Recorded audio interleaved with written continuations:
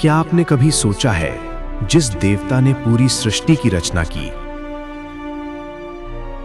जिसने वेदों का ज्ञान दिया, जिसने मनुष्य, देवता और ब्रह्मांड बनाया, उसी ब्रह्मा की पूजा आज क्यों नहीं होती? क्यों भारत में हजारों शिव मंदिर हैं, हजारों विष्णु मंदिर हैं, लेकिन ब्रह्मा का सिर्फ एक ही प्रसिद्ध मंदिर है, पुष्कर? क्या ये कोई भूल है या इसके पीछे कोई ऐसा रहस्य है जिसे बहुत कम लोग जानते हैं? ओम। सबसे पहले एक भ्रम तोड़ते हैं।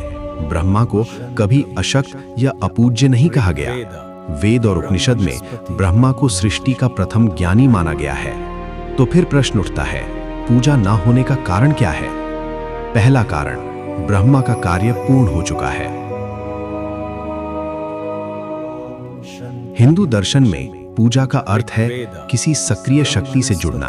ब्रह्मा का कार्य था सृष्टि की रचना, और वो कार्य सृष्टि के आरंभ में पूर्ण हो चुका। शिव और विष्णु, शिव संहार और परिवर्तन में सदा सक्रिय, विष्णु पालन और संरक्षण में सदा सक्रिय, लेकिन ब्रह्मा सृष्टि के बाद सक्रिय भूमिका में नहीं रहे। इसीलिए कहा जाता है, जिसका कार्य पूर्ण हो चुका उसकी आराधना कर्मफल नहीं देती।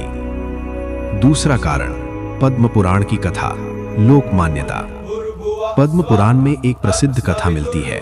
एक यज्ञ में ब्रह्मा को सावित्री देवी की उपस्थिति आवश्यक थी, लेकिन ब्रह्मा ने समय की कमी के कारण गायत्री से विवाह कर यज्ञ पूर्ण किया। जब सावित्री देवी पहुंची और ये देखा तो उन्होंने क्रोध में ब्रह्मा को श्राप दिया कि पृथ्वी पर तुम्हारी पूजा नहीं होगी। ये कथा लोक मान्यता है, दार्शनिक निष्कर्ष नहीं। तीसरा कारण, अहंकार की कथा। शिव पुराण में ब्रह्मा विष्णु शिव के बीच श्रेष्ठता विवाद का वर्णन है।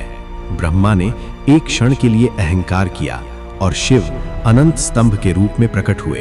ब्रह्मा ने गलत साक्ष्य दिया। यही कारण बताया जाता है, गलत साक्ष्य देना ये सत्य से विचलन और अहंकार का संकेत है, और यही कारण बना उनकी पूजा का लोभ। लेकिन ये कहानी क्यों बनाई गई? ये कथा ब्रह्मा को नीचा दिखाने के लिए नहीं, ये संदेश देती है, ज्ञान बिना सत्य के अधूरा है। रचना बिना विनम्रता विनाशकारी हो सकती है। ब्रह्मा ज्ञान के प्रतीक हैं, और ज्ञान का अहंकार सबसे खतरनाक होता है। चौथा और सबसे गहरा कारण, ब्रह्मा प्रतीक हैं, देव नहीं। दार्शनिक दृष्टि से ब्रह्मा बराबर सृष्टि की प्रारंभिक चेतना, विष्णु बराबर चेतना का निरंतर प्रवाह, शिव बराबर चेतना का शून्य और पूर्णता।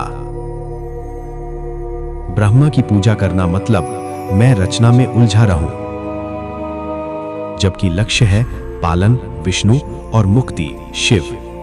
इसीलिए ब्रह्मा की पूजा सीमित है। ब्रह्मा का कार्य शुरुआत, और शुरुआत को हर समय पकड़े रहना आध्यात्मिक प्रगति नहीं। फिर पुष्कर में ब्रह्मा मंदिर क्यों है? क्योंकि पुष्कर सृष्टि के आरंभ का प्रतीक है। वहां पूजा होती है स्मरण के लिए, अनुगमन के लिए नहीं।